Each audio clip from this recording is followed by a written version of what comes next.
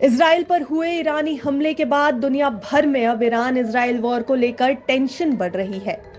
दुनिया के साथ साथ इस युद्ध का सीधा असर भारत और यहां के लोगों पर भी पड़ सकता है। इस असर को समझने के लिए आपको ईरान और भारत के संबंध और दोनों देशों के बीच के व्यापार को समझना होगा।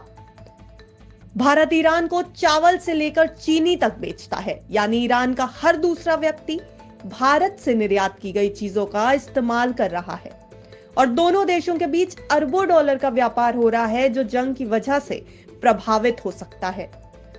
भारत ईरान का पांचवां सबसे बड़ा ट्रेड पार्टनर है। सरकारी आंकड़ों के अनुसार साल 2023 में तकरीबन 19,480 करोड़ का व्यापार हुआ, जिसमें भारत ने ईरान को 13,880 करोड़ का सामान भेजा और ईरान से 5,600 करोड़ का सामान मंगवाया है। दोनों देशों के बीच वित्तीय वर्ष 2022-23 के बीच व्यापार 21.6% बढ़ा। ईरान भारत से मुख्य तौर पर चावल, चाय, चीनी, फल और दवाएं निर्यात करता है। साथ ही सॉफ्ट ड्रिंक, कर्नल्स, एचपीएस, मांस और दालें भी लेता है।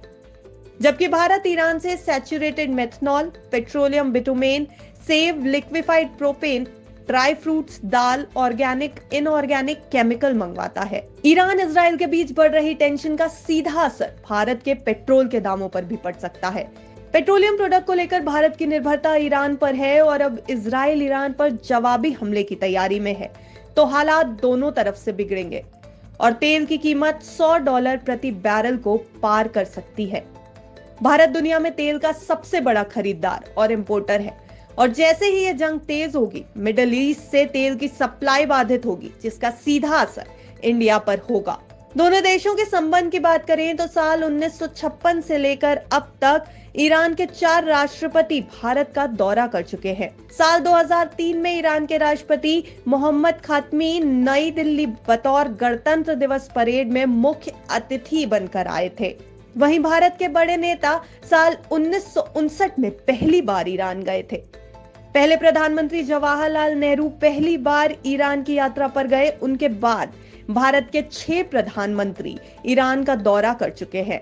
आखिरी बार प्रधानमंत्री नरेंद्र मोदी ने साल 2016 में ईरान का दौरा किया था। इजराइल और ईरान के बीच टेंशन अगर बढ़ती है तो भारत और ईरान के व्यापारिक संबंधों पर भी बड़ा असर पड़ने की उम्मीद है।